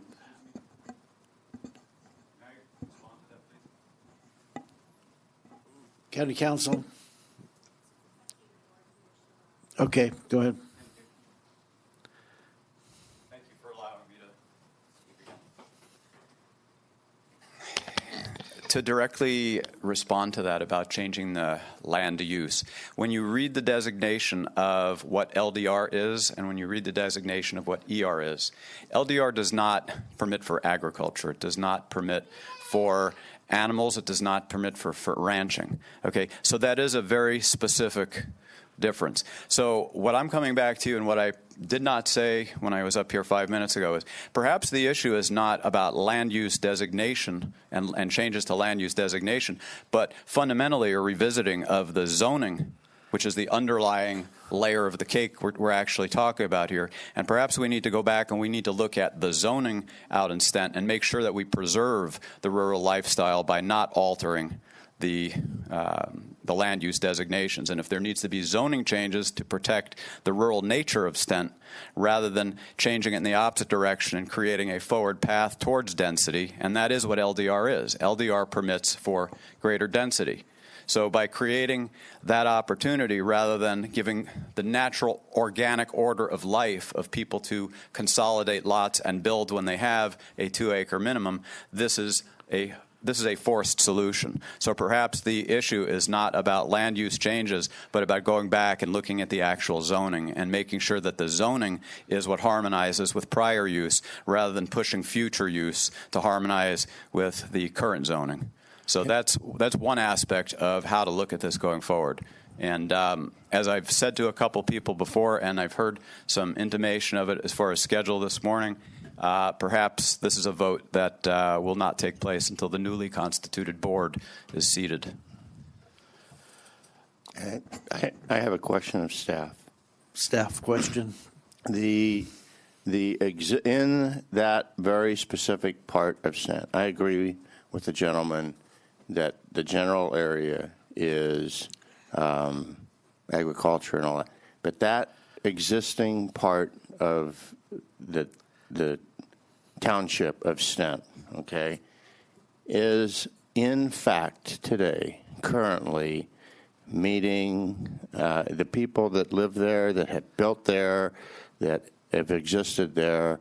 The zoning in those lots conforms to the lot size, conforms to the existing use of those. Nothing is changing with respect to that. I haven't done a lot-by-lot analysis, but I would say generally that is a correct statement, and that the community is small lot, single-family residential within the core of the area, lots getting larger as you get away from the main road. One of the things that's interesting is when we do look at the zoning is that if first of all, this is a general plan update process, not a zone change analysis. So that's going to be a different part of the county's work plan in the future. But these parcels, like I mentioned, unless they were reconfigured, could not be made to be consistent with the ER land use designation, because the ER designation is specific to 2-acre parcels or larger. And these parcels are smaller than 2 acres. And so to say that they can stay ER or change the zoning on a piece of property to residential estate 2-acre minimum, your board wouldn't be able to make the findings to support that action, because the parcel size, specifically the parcel size, would not be consistent with the estate residential land use designation or the RE2 land use designation. Things like ranching and agriculture, those are also governed in our zoning code.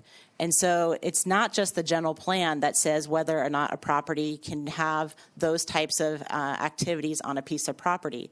In a lot of areas of this county, we have parcels that are zoned R1, but that do have some type of ranching or historical agricultural activity on them.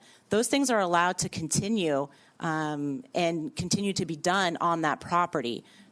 So it's really, it's a lot of factors go into looking at a piece of property, but for the Stent area, the LDR land use designation is the most appropriate general plan land use designation based on the existing land uses in the area, the existing zoning in the area, and the existing parcel sizes.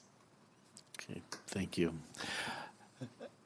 Looking at that town site and looking at, Tuolumne County's history, and there's been a lot of pictures posted on some Facebook websites that show what Stent really was at one time, with the hotels and the stores and everything that was there historically. And I look at Stent, and I'm thinking, all those parcels, and trying to get a consensus that they need to be rezoned. If I'm living on a single-family residential lot, do I want my property rezoned? I mean, don't I have a right to say also? So, it's a complicated issue. We will not be changing anybody's zoning or property rights without their strict permission. That makes more sense. Any more public comment? Question, actually.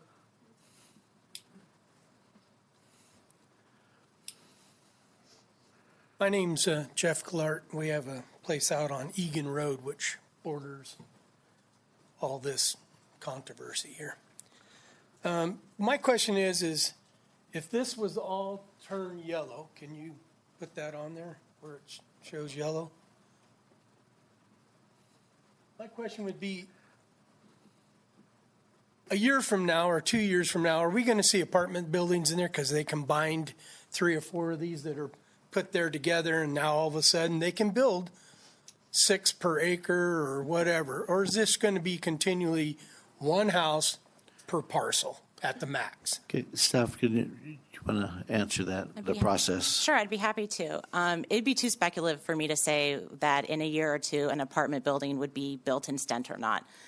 That would certainly be up to any individual landowner whether or not they wanted to bring an application forward. Does the LDR land use designation enable apartments to be built? That comes into, depends on the zoning and the general plan. Low density residential is intended for single family homes, not multifamily development structures.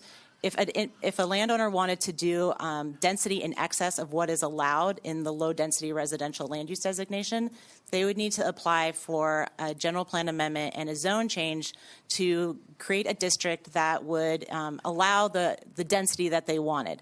So I can't say for sure if an apartment complex would be constructed there or not.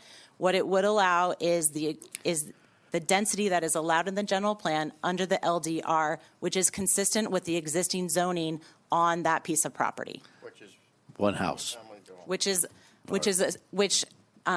the R1 zoning district, you have one single family residence per parcel.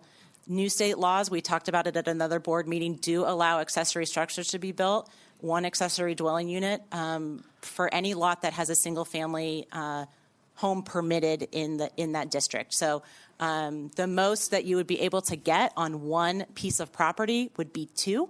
If a landowner wanted to increase the density beyond that, they would need to apply for some type of land division map or other entitlement that would go through our county and environmental review process. In addition, let me comment again about the additional dwelling units. That is a by right issue that the state has dictated to us that we do not have a choice. So those folks can come in and get a building permit and put their home up. Okay. So essentially the answer is it could happen. Is it likely to happen? Probably not, because it would have to go through the whole process. Board of Supervisors would have to approve the... I would just say it has the same chance of happening today as it would have happening after the general plan is approved, better answer. Because we're looking at the zoning of that piece of property. And so that's what truly governs the density. So the chances of someone coming in and building a multi-family unit apartment building would have to go through the very same entitlements that they would have to go through after the general plan. And that would include likely a full CEQA process. Absolutely. With public comment, et cetera, et cetera. Absolutely. That's always required on any of our development applications, is to go through the California Environmental Quality Act review. Absolutely. Okay, I have one more question? Sure. How come we weren't notified of all this? I mean, you see it in the paper that there's a meeting, but it doesn't designate that we're talking about Stent or Limekiln or this or that. If I didn't hear it from word of mouth in the community, I would have had no clue this was going on. I never got a letter saying this could impact you down the road or anything. So Okay. Quincy, do you want to answer that? I'd be question? happy to. So the item before you today is an informational item only and is not a public hearing in that sort of sense. And so the notification for today's item would follow the standard notification of the agenda for your board meeting. But we have alluded to the fact that over 4,000 letters were sent. Those were sent to landowners where a proposed general plan amendment is proposed to happen. And so if landowners who are receiving a change did receive the letters with the dates of these meetings as well as additional information regarding how to contact staff. So when the future items come before you, such as the board meetings where we talk about the EIR and the general plan, those will be noticed under our regular noticing requirements, and it will be posted in the newspaper. And anyone can ask for special notification by contacting your office, and you will. The best way to do that is to sign up for the e-blasts. And so That's it. that's the best way to do it. And so if any member of the public is interested in continuing to receive information about when these items will come before the board meeting, the first thing they can do is check our planning division website. We'll have current information about scheduled board meetings there. They can also check the Board of Supervisors website. And on the Tuolumne County homepage, they can click the Notify Me button, scroll down, and select to be notified of Board of Supervisor and or Planning Commission agendas when they're posted, and those notifications will be sent to them so they can check those agendas. Thank you. That's your question? thank you. Yeah. Anyone else? Seeing no one, any more board comments? All right, good job and thank you. We're going to adjourn until 1:30.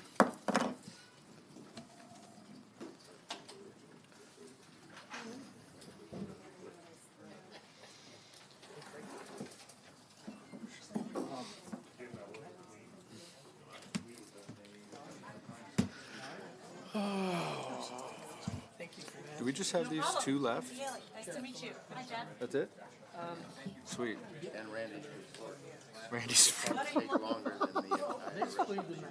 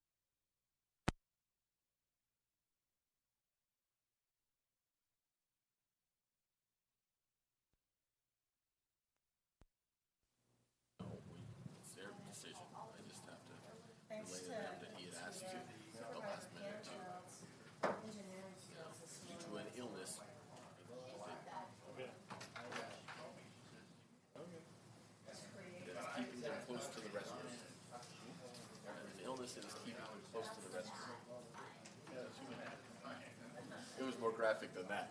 I'm being nice. TMI. You sure? It might be fun. Come on. Sure. You sent me something about that. I have a public comment on Randy's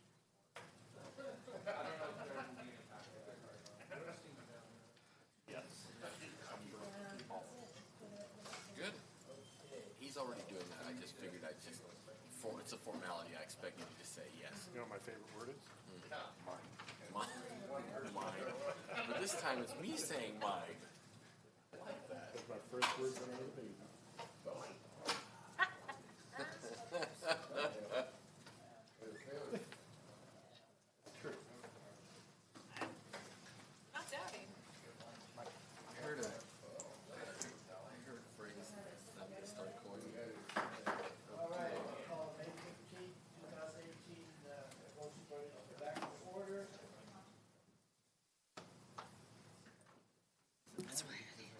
Guy's not here.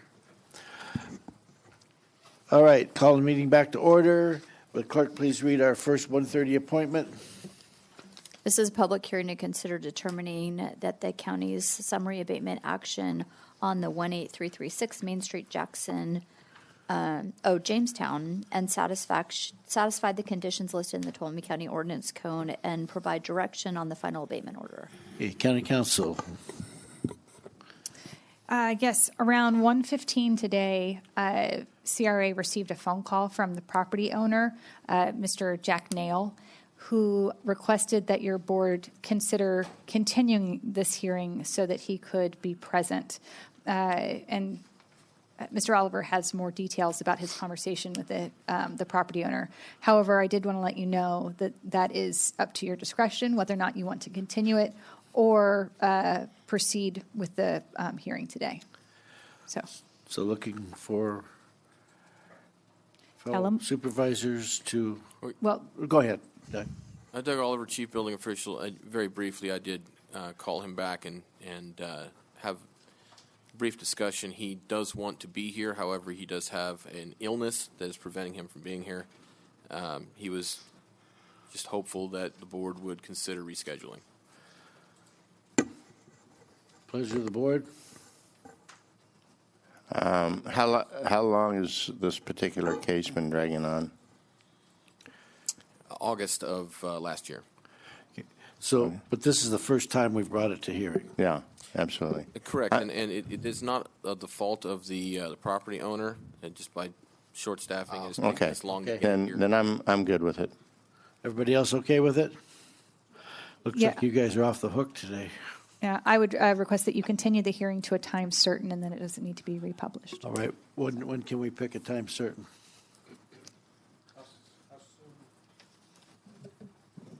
Did he mention when he'd be well or thought he'd be well enough to attend? He did not. He did indicate that he is attempting to sell the property, so in passing, I don't know if that has any bearing on the dates. What do you advise? The encumbrance, would it go with the property? In other words, if somebody bought it, would it? Well, at this point, there's nothing recorded on the property. No. Okay. So He'd have to disclose it. there's nothing on the recorded on the property about this. So if it was sold in the interim, we would have issues with collecting from the property owner. 2 weeks? Next. I would 1:30 on the request, 5th? can we do it the next board meeting? 1:30 of the 5th. Okay. Yep. If you can't make it, have them send a representative. All right. Now, how are we going to notify, are you going to notify Mr. Dale? I will call him back, yes. Okay. Yeah, and Doug, if he can't make it, ask him if he wants to send a representative. Very good, thank you. June 5th at 1:30 p.m. June 5th, 1:30. Awesome. Thank you, guys. Thank you. Good. Thank you. Clerk, please read the next 1:30 appointment. This is a public hearing to consider adopting an ordinance amending Tuolumne County Ordinance Code 3.40.010 related to fees for surveying, building and safety, and environmental health. Okay, so Can I open the public hearing now, or do I have to wait to staff report? You can open the public hearing at any time, which is right now. Open. Thank you. Good afternoon, Chair, members of the board. Liz Peterson, County Administrator's Office. I am here for the continuation of our fee study. You may recall April 17th, these fees, surveyor's fees, building and safety, and environmental health were brought to your board for consideration. But there was an issue or a concern, rather, from the Building Industry Association president that they felt like they weren't properly informed and involved in the process, and so your board chose to pull this item off.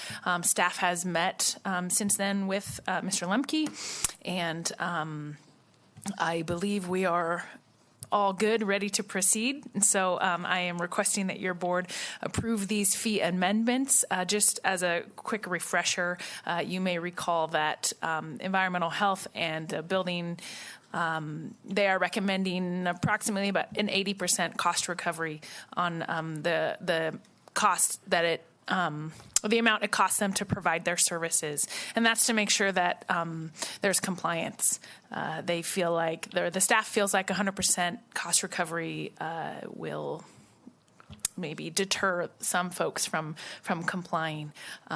Things like water heater permits rings a bell in my mind. So, Rings a bell in one of the supervisors' minds, too. Oh, really? Oh, yeah. I meant nothing by that. So, yes, I'm here requesting that your board approve the changes to the amendment, rather, to the ordinance there in Chapter 3.40. Okay, any board comment before I ask for public comment? I have a question, and it has to do with the food safety on the temporary food facilities, and so I'm assuming that's kind of like the mobile units. That's exactly right. Okay. And actually, I like this system because I've had a number of them reach out, and with the previous one, and it was in your narrative, they were charged each time as opposed to an annual. That's exactly right. Which is not competitive with our neighboring counties. Right. And that was specifically the environmental health director, and I did discuss that specific fee for that very purpose, that there are the mobile trucks who go to, say, the fairgrounds or some other places, and they can get a permit for an annual. Mother Road Roundup. Exactly right. Yes. So my question, though, is under the fee structure, it said there's a tiered permit. What is the tiered piece?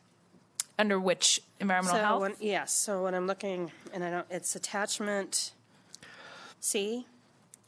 Yes. And there's a range of 119 to 179. It says tiered permits, and I was curious what the tiers were going to be. Let's see here. And again, you're just for clarification for environmental health. Yeah, that's based on the number of events that they're going to be attending per year. How would they know that ahead? It's listed in the fee ordinance. This is on page 29 of 33 on the PDF. And it is for the annual permit, temporary facilities annual 2 to 5 events per year with the same menu would be $134. Temporary facilities annual permit, same menu, 6 to 10 events per year, $179. And then temporary facilities just less than 3 days would be $119. Okay, thank you. I'm sorry I missed that. No, that's okay. And one other question. Do we limit the number of those permits? We do not. We do not. I have asked Environmental Health Director Koslevy that before, and no, we do not limit those in the county. Thank you. Any other questions? Public comment?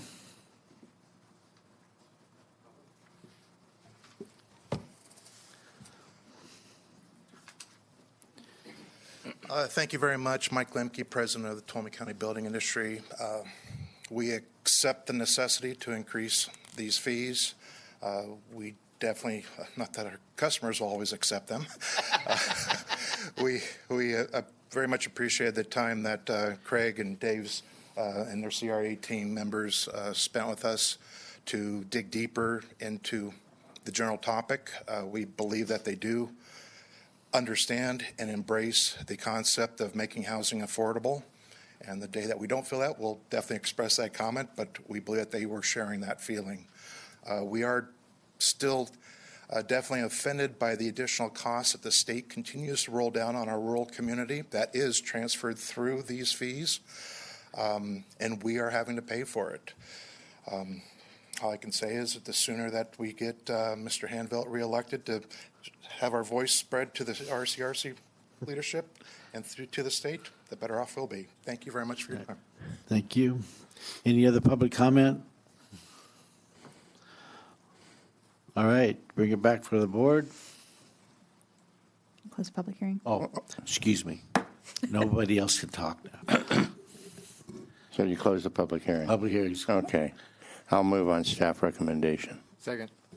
Motion by Supervisor Rotifer, second by, I just want to comment. I want to thank the staff and the building industry for making valuable use of that time. I think that was a good thing to do so that we have full understanding.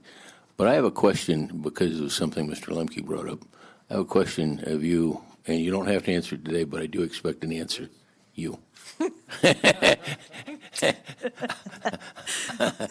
The question is, some of these new mandates and on the affordable housing thing, like solar on every house, is it possible, is there room for us to pick and choose? Can we say no to any of these things, or do we have to accept them all? You don't have to answer that today, but I do expect an answer. I'm working on what we are mandated to do and what the law actually reads and allows us to do. And I will ask you to give me some time. I have an idea of how to move this forward and was anticipating this bill and mandate from the Energy Commission coming through. I was just hopeful that I didn't have to deal with it. So some ideas, and it is along the lines I know this board wants to do, but I just need to make sure we do the right thing, the right reason, what we have to do. Okay, good. I'm still focused on affordable workforce housing and kind of thing. So thank you very much. Yes, sir. we had a motion by Supervisor Rotifer, second by Supervisor Royce. Call for the vote. All those in favor? Aye. Aye. Opposed? None. Passes 5-0. I know that was short, and you guys put a lot of work into it, but I appreciate it. Thank you. Thank you very much. So well done. And Mike, thank the BIA.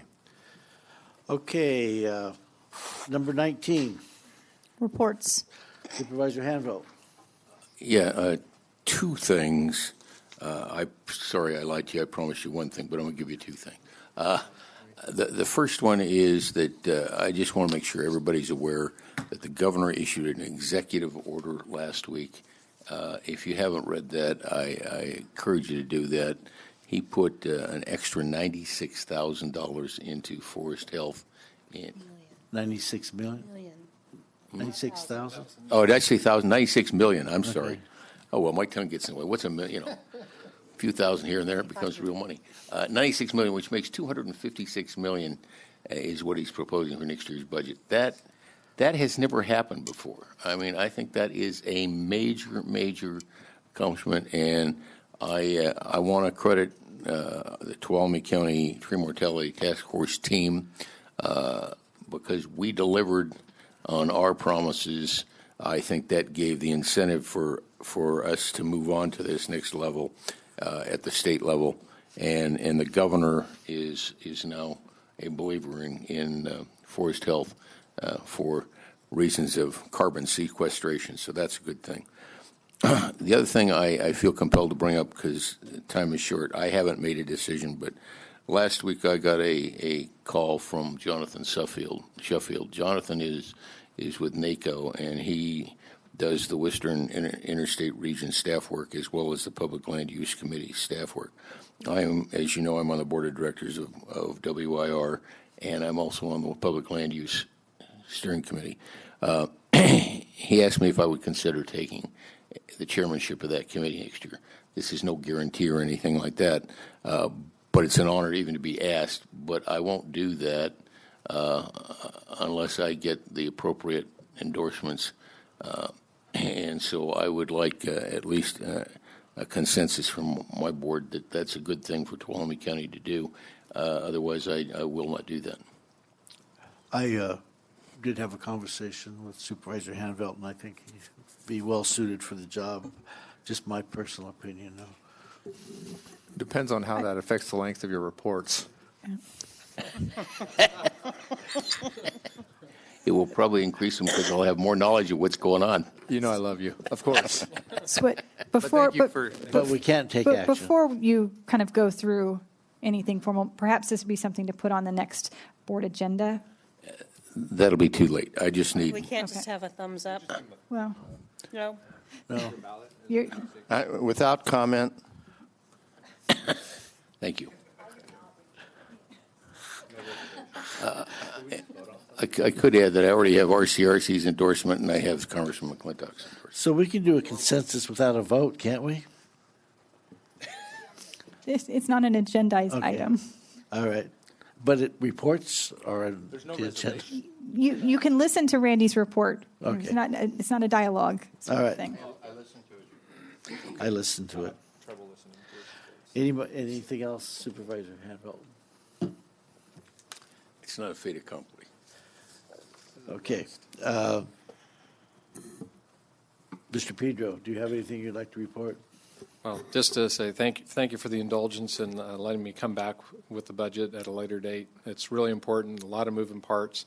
And I did want to just also thank you for the acknowledgement, and it was for all the staff. There's so much more on us right now than there's ever been, and it's hard enough to do the budget in the best of times, but with all the other overlays, just today, like on the road things, the storms, it's taken a tremendous amount of time by a lot of people. And it's totally relevant, that whole discussion about match today. Do we get a federal declaration or not? It makes a difference. So we're digging into all those kinds of things. So anyway, thanks for giving us a little bit more time to work on that.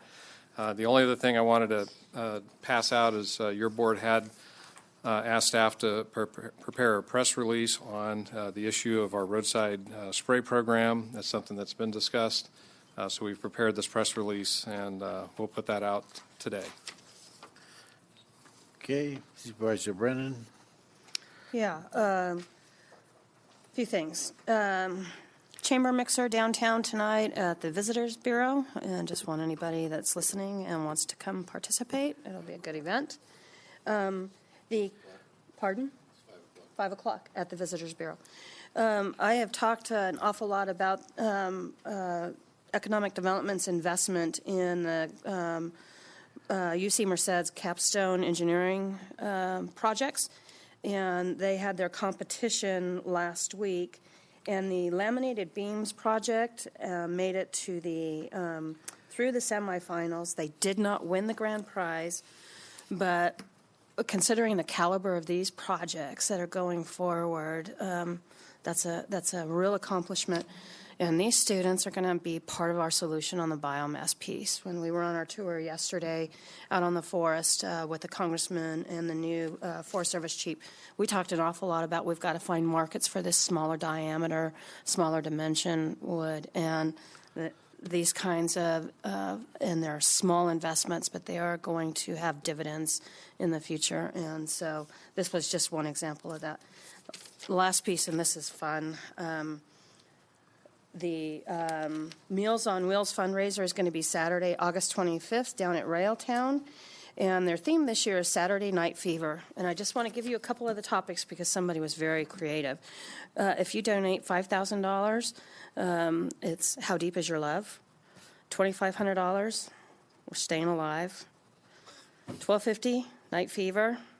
And $500, you just jive talking. So, yeah, and so for the public, this is a tremendous fundraiser for the seniors in our county, and put it on your calendars. Supervisor Royce? Good go. Supervisor Rutherford? Yes. I've been in several discussions with people from Columbia College, and I just want to report out in a general synopsis of those discussions. They have access to grant funding and have had access to grant funding to develop apprenticeship programs with local industries. And they've been doing some of that. They're now into the natural resources area, and they're looking for opportunities. And I can't really talk too much more about that because they're still all out being negotiated, or most of them are. But this is a really good community outreach isn't the right word, but community involvement program that the community college is taking on with state funding. So really appreciate that, and as things progress, I may have more to report on that in the future. On the 5th, I went to the fundraiser Italian night dinner for Give Someone a Chance. Supervisor Handout was there for a short period of time before he had to leave for another event, but also attended the ribbon cutting for their shower bus. These are people that aren't just talking about the homeless situation. These are people that are actually going out and doing something about it. And they've invested a lot of their own capital in it, not to mention that's their life's work right now. So I would encourage people that have work that needs to be done, handyman kind of work, to get in touch with the folks that Give Someone a Chance, because hiring someone to do that really needs the work would really help out our homeless situation. On the 9th, thanks to Mo for setting up a short tour out at the jail site for me. I just hadn't been out there. I wanted to go see what's going on there. We're calling them small rocks. They're not quite the size of a Volkswagen, but close. But there's a lot of earth and rocks being moved around out there. The site's going well. Had a good talk with our project managers out there, and I'm pretty confident that we're on a really good path on that project. And I challenge Mo to get me back out there when the pad is starting to get graded out and everything. So I just wanted to report on that for all of you that haven't been out there. I'm sure Mo would be happy to take you out. And then on the 10th, I attended something that I will always attend if I'm in town at all, and I might even come back to town out of cycle just to attend it, and that's our Peace Officer Memorial that we have every year. Sheriff Mealy spoke, good speech. It's a great event. I still can't stand and hear taps and not tear up a little bit. But it was an awesome event, and I think that we all share a great deal of gratitude for the sacrifices that our law enforcement go through every day, day in and day out.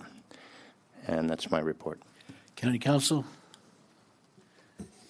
Since your last meeting, Sierra Carrillo attended the Civil Law and Litigation Conference. Christopher Schmidt attended the Sheriff's Law Conference, and I attended the Land Use Conference. Clerk? At your request, I am going to just give some educational, little bit of shout out to the Committee Commission webpage. It's an amazing page to go to from our site that highlights all the committees and commissions where there's vacancies, and people can decide where they want to serve or make a contribution to the community. The Clerk's Committee Commission report is done on a monthly basis, and that lists where everybody is already serving and whether there's vacancies. And the handbook highlights really which each commission does. And the application's also up there, too. So it's a committee commission webpage off of the homepage. All right, thank you. Short report. The last few weeks, I've spent so much time on road damage. I just have dreams about it. It's just so much happened in the South County. It's really caused havoc. But I want to take this time really to thank staff for what they've done. I mean, they've really stepped up. They're doing everything they possibly can to get these roads open and get the work done. The road crews has been great. There's just not enough of them, and there's just not enough money to get it done as fast as the people want it done. But it'll get done. I know that, and I just want people to be patient, be friendly about their comments, because we're doing whatever we can to get the job done. So with that, I'm going to adjourn the meeting.